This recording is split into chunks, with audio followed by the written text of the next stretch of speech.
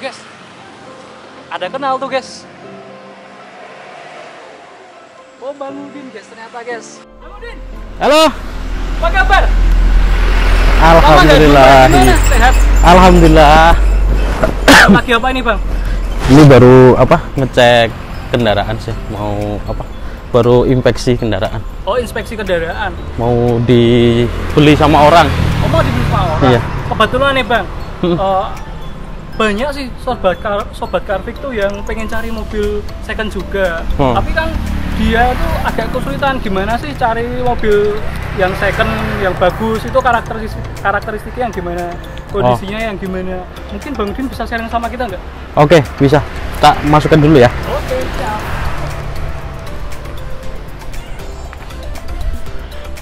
Langkah pertama apa Bang, kira-kira Bang?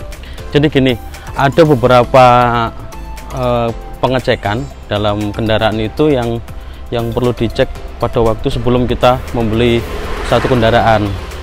Yang pertama ada di interior, ada di eksterior.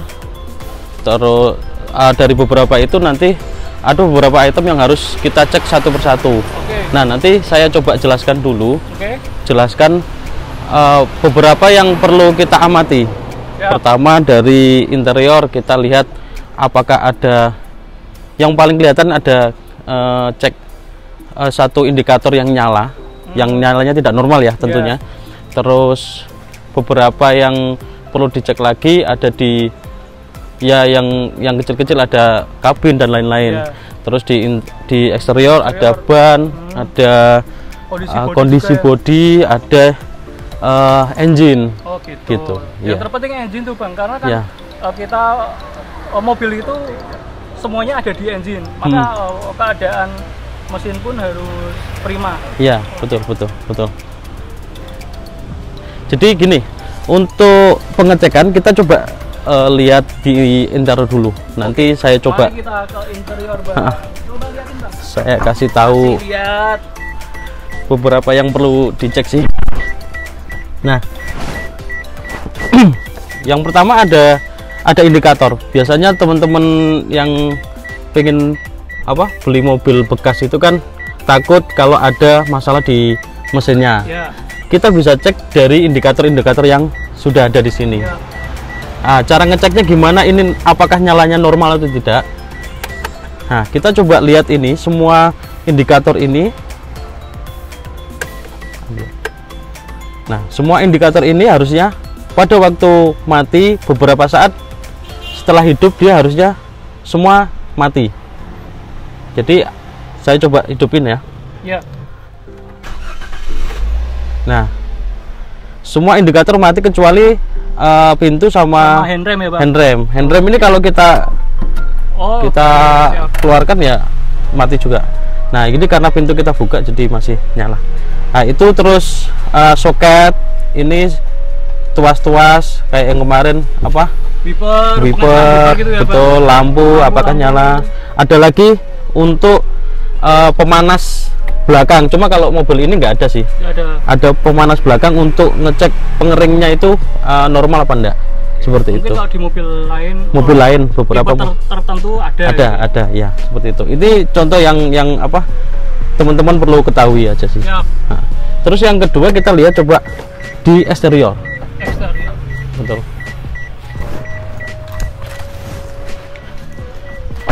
Nah, kita lihat yang eksterior ini di kendaraan. Nah, bagi teman-teman yang mau beli mobil, kami menyarankan untuk mengecek beberapa item yang menurut kita itu penting ya. Pertama ada di mesin ini kering apa enggak? Gitu. Apa sih yang kan kadang di media online gitu atau di Facebook atau akun jual beli ada penjual mobil yang mengatakan mobil mesin kering.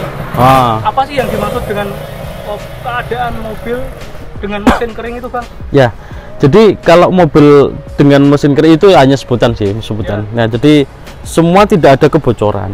Oh gitu yang betul. Gitu ya? Ya, ngeceknya pertama ada di mesin atas ini, di kop.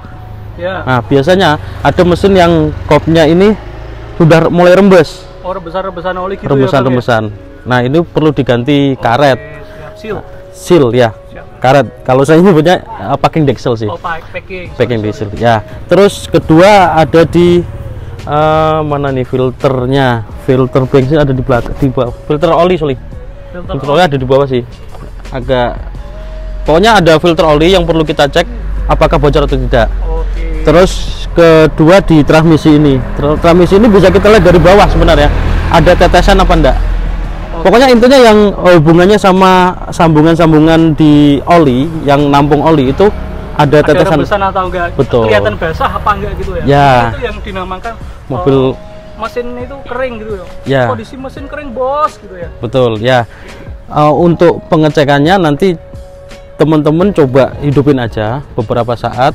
Kalau dia memang rembesannya gede, pasti akan keluar, kelihatan mesinnya. Gitu. Misalnya si customer, calon penjual ini ya mohon maaf, maksudnya dilap. Tapi kalau kita hidupin, kalau memang dia bocor, dia akan keluar. Gitu. Apalagi itu di keadaan di mobil yang tahun-tahun tua ya Bang. Ya. Kalau tahun-tahun muda kemungkinan besar enggak. Tapi kalau tahun-tahun yang tua tergantung perawatan juga. Tergantung perawatan juga, betul. Terus kalau mau sekalian ya dicek akinya. Nah, nanti saya jelaskan tadi pengecekan aki ya, Bang. Pengecekan akinya ini nanti ada menggunakan baterai tester namanya. Oh, kirain test pack. Oh, beda ya. Kalau test pack itu ibu hamil ya. Yeah. Teman-teman jangan tuh masa ngecek aki pakai test pack. Pakai baterai tester. Nanti disesuaikan sih, ada sesuaikan ampernya, terus kita coba kejut. Jadi namanya kejut sama dayanya sama kayak kita starter. Kalau misalnya itu lemah, dia indikator itu akan baca bahwa kondisi akinya itu tidak normal, sudah tidak normal gitu. Kejut itu bukan berarti kalau kita ke aki terkejut gitu, bukan ya teman-teman ya. Bukan. Alatnya sendiri lah, ya, namanya kejut lah. Ya, maksudnya kita tekan tombol itu bebannya sama kayak bebannya starter gitu loh. Nah, gitu. Terus yang lagi ada ya normal lah, kita cek oli rem, oli kalau ada oli kalau biasanya Honda itu ada oli kopling, gitu. Ada air wiper, air radiator. Nah, itu. Kalau yang mau lengkap lagi ada yang namanya cek tekanan tutup radiator, apakah ada kebocoran di radiator, maka pakainya radiator cap tester namanya. Itu bisa dicek lagi. Aku pernah tuh lihat di YouTube itu kayak di push gitu ya. Ya, betul, untuk mengetahui apakah ada kebocoran di saluran air. Begitu. Terus yang selanjutnya kita coba cek ban. Kalau biasanya teman juga ya, Bang. Betul. Lebih pentingnya lebih dikatakan penting itu kalau ban sesuai dengan budget kita. Kita beli kan maunya kan dicoba dulu, ya. Baru kalau ada kerusakan nantilah ya. Jangan sampai beli langsung dandan gitu misalnya. Kalau perbaikan ban mungkin masih bisa diganti, agak mudah kan ya kelihatan. Ya, kalau mesin kan agak susah ya, kalau banyak kekurangan ya, itu juga mempengaruhi harga beli juga, harga jual juga pengaruh ya. Betul. Ya. Nah, itu kalau misalnya kita mau ngecek ban, ada yang namanya ban itu nama bengkelnya sih buat pengukuran ban, cuma nanti tak liatin namanya sih, agak lupa sih nama pastinya. Kita insert videonya di sini teman-teman. Oke. Nah, tapi ada juga yang kita bisa ngecek ban itu secara visual. Kasat mata ya. Kasat mata. Ya. Juga. Lebih teknis kan secara visual. Jadi yang namanya ban ini ada yang namanya TWI, Trip Wear Indicator.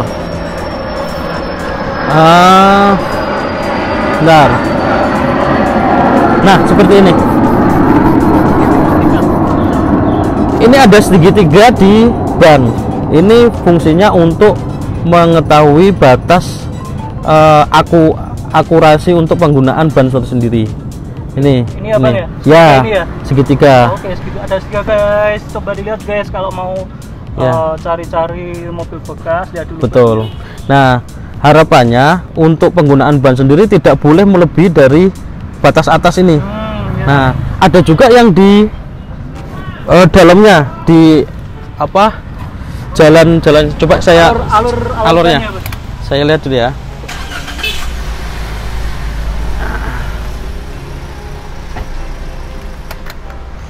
Nah, ada juga yang di sini. Nah, ini jadi di dalam jalur air untuk di ban sendiri ada benjolan menunjukkan peringatan untuk penggantian. Nah, ini ada benjolannya di sini. Ini bukan ya? Ini bukan. Sama sih, cuma itu enggak terlalu jelas. Yang jelas ini agak lebar. Nah, itu kalau sudah menempel ini harapannya untuk penggunaan ban sendiri bisa dilakukan penggantian. Oh, ini guys. Ya, betul. Jadi di setiap alur ini ada sedikit benjolan gitu ya. Mungkin ini batas akhir Anda harus ganti ban. Peringatan, peringatan himbauan untuk penggantian ban. Di satu ban tersendiri ini indikator TBI-nya ada 6, sekitar 6. Jadi nggak mungkin hilang lah. Gitu ya. Segitiga ini ada 6. Dan 6 begitu. Next, Bang. Oke, terus yang lain ya normal aja. Kita coba cek lampu, cek interior. Lampu hidup apa enggak? Ya, lampu ini misalnya lampu headlamp apa, terus yang wiper seperti biasa. Begitu sih. Lainnya menurut kami ada juga yang cat. Oh iya, Bang, itu bagi teman-teman yang pengen tahu apa gimana sih pembelian cat ban gitu ya? biar apa tahu apakah ini cat ulang atau memang masih orisinil. Itu ada alatnya juga, ada alatnya untuk pengecekan cat, ketebalan cat. Terus cat ulang ini kita bisa lihat secara kasat mata sebenarnya di namanya set apa ya, set script namanya. Set secret mungkin wilayah yang ada di dalam ya, yang nggak kepegang orang ya, agak susah dijangkau. Mungkin di situ ya agak susah ya, bawah karet gitu. Coba cek ya. Susah sih.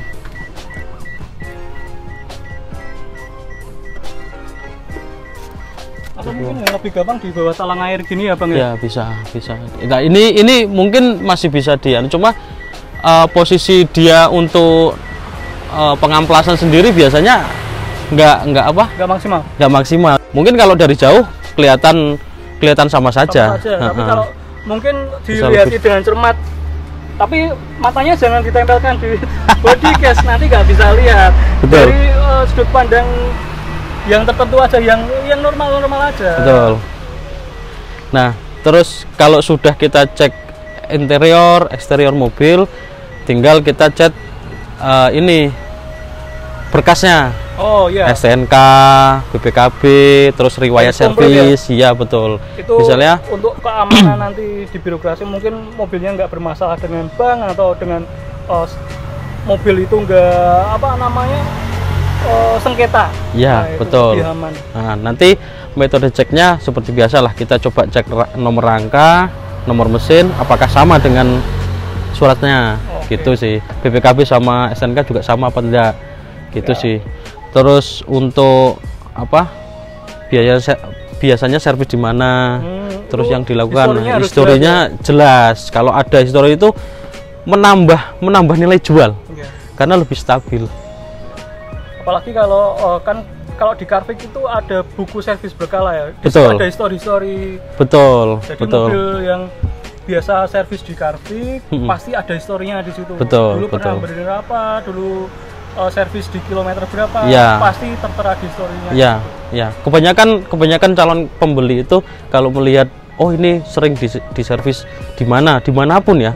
Ya, terutama kalau misalnya di Carvik kan kita jelas inspeksinya apa, item-itemnya apa, itu nilai jualnya lebih tinggi. Menurut saya yang sudah pengalaman kita tahu itu kalau sudah pakai riwayat servisnya itu mereka sudah nggak menanyakan bahwa mesinnya bermasalah atau tidak, gitu sih. Mungkin kita coba keliling-keliling ya guys di mobil ini. ada kira-kira atau di bodi adakah goresan atau penyok atau masih mulus, coba kita cek. Ya, sebelum kita keliling ada lagi yang namanya pengecekan apakah ini bekas banjir atau tidak gitu. Pasti. Ya. Pasti kalau di daerah-daerah banjir gitu ya Kak. Betul. Daerah pesisir. Betul, atau betul. Mungkin Jakarta kan kalau mobil Jakarta kemungkinan kan kadang kena banjir. Kalau di mobil-mobil daerah sih enggak sih kalau mobil daerah. Tapi kalau mobil-mobil yang di daerah rawan banjir itu semestinya harus dicek sampai detail segitu ya. Betul. Nah, itu pengecekannya ada di karpet bawah.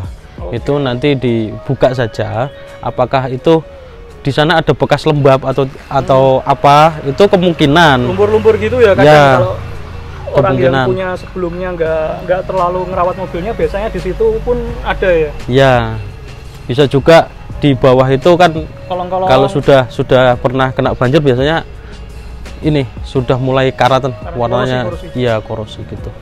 Gitu sih. Oke, kalau mau keliling kita coba kita keliling-keliling Bang. Ya, kita coba lihat catnya. Terus biasanya di bumper belakang nih. Betul. Kena kubru atau kita waktu parkir. Ya, biasanya kelihatan sih. Kalau misalnya penggantian sini benyok dan ini segala macam. Nah, seperti ini. Goresan dikit, mikro gini. Ya. Kalau depan biasanya goresan batu gitu ya Bang ya? Ya, kalau bisa jadi. Kan kadang kita maju dengan kecepatan tinggi terus ada bis lewat. Ya, betul. Lewat di kap-kap. Betul. Namanya sih ada goresan-goresan. Betul. Terus motor ini mekanismenya masih jalan apa enggak? Gitu mempengaruhi nilai jualnya juga sih. Kalau customer jeli, dia sering tanya soal motor, semua motor ini jalan apa enggak, mekanismenya masih normal apa enggak, itu biasa dicek tuh. Begitu filter jelas ya, filter kabin, filter udara, filter oli, itu kan dicek apakah ada kebocoran dan lain-lain. Jadi masih bagus atau tidak, itu basic pengecekan sih. Yang lain mungkin lebih ke surat-surat itu tadi untuk perawatan dan lain-lain. Guys, kalau kalian ini mobil Sigra, ya, Daihatsu Sigra. Betul. Kalau mau cek nomor rangka di sini guys, nih buat untuk ini. Ya, betul. Itu nomor rangkanya. Coba cocokin dengan STNK dan BPKB. Ya. Semoga tembus. Kan kadang gitu ya, nggak tembus ya, nggak sama. Lah itu bahaya juga, pengaruh dengan harga jual, harga beli juga. Betul. Takutnya ada pemalsuan surat sih. Ya. Gitu. Pastinya harus aman kalau kita beli kendaraan ya guys. Ya.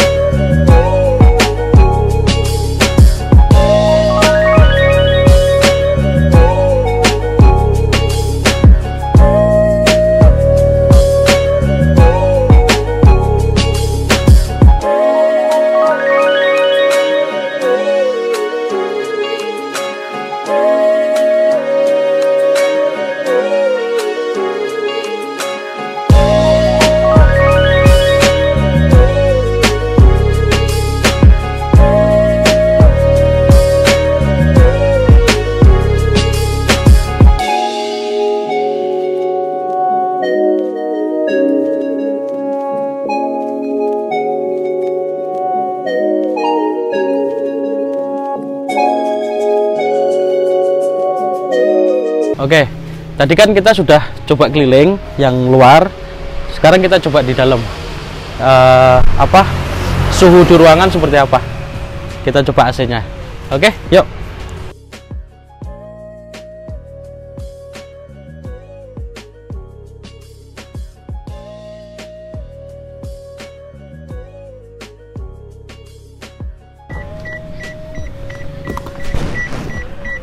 Nah, sekarang kita coba nyoba AC sama radio dan lain-lain. Pertama kita hidupin mesinnya. Terus kita coba AC ini dari masing-masing level. Apakah jalan semua apa enggak? Coba level 1. Ini level 1. Terus tombol untuk blower. Ini blower yang ada 1 2 3 4. Level blower ya? Ya, yang ini pendinginnya.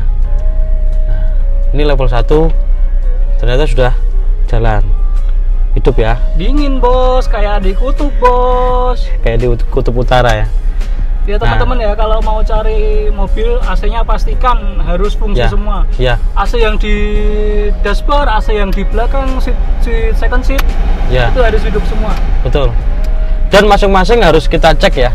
Masing-masing harus kita cek apakah ini dari masing-masing level ini ada yang mati apa enggak. Gitu. Nah, ini kalau ini semua hidup. Semua masih nyala. Nah, makin tinggi makin kenceng ya. Ya. Masuk, Bang. Next itu. Bang, apa nih, Bang? Terus kita coba cek ini radionya masih fungsi semua enggak? Entertain ya? Ya, entertain. Aksesoris lah. Nah, ini masih. Aduh. Bang mau request lagu Semonggo bisa nggak? Aduh, kebetulan kok nggak ada lagunya Semonggo ini. Tarik sis ya. Semonggo. Oke. Jadi itulah beberapa yang perlu kita cek untuk sebelum kita membeli kendaraan. Harapannya apa?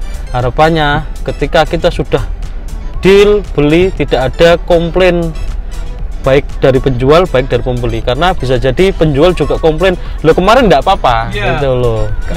Nah, maka itu kita harus teliti. Betul. Telitinya. Betul. Kalaupun kita bisa cek sendiri nggak apa-apa, kita cek sendiri ke servernya. Kalau tapi kita tidak mumpuni, kita tidak percaya diri, mungkin kita bisa bawa teman kita yang paham soal itu. Mungkin kita bawa montir langganan, atau kita bawa teman yang emang tahu tentang mobil. Betul. Kalau Sobat Carvik kompeten untuk itu pun, wah itu lebih baik. Ya kan, lebih gampang untuk kita cari mobil bekas atau mobil second. Betul. Kita coba gini, di tempatku bekerja itu di Carvik itu ada inspeksi untuk kendaraan-kendaraan yang mau dibeli begitu. Jadi ada semacam, misalnya kalau ada customer mau nyoba beli terus nggak tahu gimana kondisi mobilnya, kita bisa bantu. Betul. Gitu. Iya Bang, berarti kita yang mau beli mobil second mungkin masih bisa langsung dibawa ke Carvik untuk minta tolong dong, ini kondisi mobilnya gimana, tolong cekin dong, bisa ya? Bisa. Mekanisme tergantung di lapangan ya, cuma dalam prinsipnya kita bisa membantu teman-teman atau calon customer yang mau beli mobil second yang bisa terjamin kualitasnya, bisa tahu kondisi saat itu, kerusakan apa atau tidak ada kerusakan sama sekali, kita bisa bantu. Itu nanti lewat satu aplikasi, nanti bisa dicek aja di lapangan di Carvik cabang-cabang terdekat teman-teman gitu aja sih. Begitu. Oke Bang Green, makasih ya tipsnya kali ini. Sama-sama. Kita yang akan cari mobil second, betul, mungkin bisa lihat video ini. Ya kurang lebih seperti itu. Mungkin teman-teman punya versi lain, tidak apa-apa. Tidak apa-apa. Saling sharing saja. Oke, terima kasih Bang Green. Besok ketemu lagi. Thank you. Siap. Wow. Terima kasih. Yuk.